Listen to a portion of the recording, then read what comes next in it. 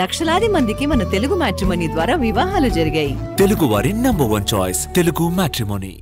South Africa, కరేబియన్లోని 35 దేశాలకు చెందిన కంటెస్టెంట్స్ యాదగిరిగుట్ట భూదాన్ పోచంపల్లికి వస్తున్నారు. జిల్లాలోని పట్టుచీరలకు నెలవైన భూదాన్ పోచంపల్లి ప్రఖ్యాత పుణ్యక్షేత్రమైన యాదగిరి లక్ష్మీ నరసింహస్వామి టెంపుల్ని సందర్శించబోతున్నారు. 2 గంటల పాటు కూడా సందడి చేస్తారు.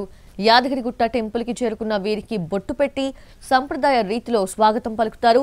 ఆ తర్వాత తూర్పు రాజగోపురం గుండా ఆలయంలోకి ప్రవేశించి గర్భగుడిలో స్వామివారిని దర్శించుకొని పూజలు నిర్వహిస్తారు. ఆ తర్వాత ఆలయ మాడవీధుల్లో పర్యటిస్తూ కట్టడాలను పరిశీలించి ఫొటోస్ దిగుతారు.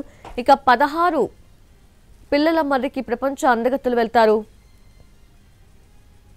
ఊడలమర్రి చెట్టును విజిట్ చేస్తారు. మహబూబ్ నగర్ జిల్లా పిల్లలమర్రిలోని మహావృక్షానికి అంతర్జాతీయ ఖ్యాతి తీసుకొచ్చేందుకు రాష్ట్ర ప్రభుత్వం ప్రయత్నాలు చేస్తోంది.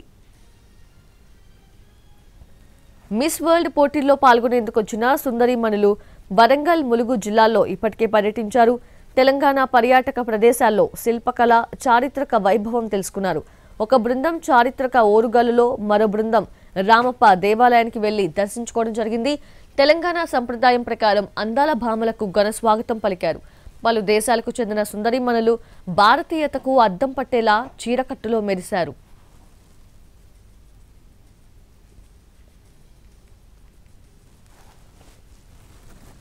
కాకతీయుల కాలంలో ప్రసిద్ధిగాంచిన పేరిణి శివతాండవ నృత్య రూపకం అందరినీ అలరించింది. రామప్ప గుడి గోపురం మీద పేరిణి లేజర్ షో ప్రత్యేక ఆకర్షణగా నిలిచింది.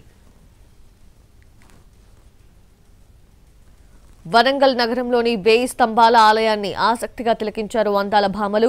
12వ శతాబ్దంలో కాకతీయ రాజులు నిర్మించిన 1000 స్తంభాల గుడి, పురాతన ఆలయ నిర్మాణం, శిల్పకళా వైభవాన్ని తెలుసుకున్నారు. ఆలయంలో ప్రత్యేక పూజలు చేశారు.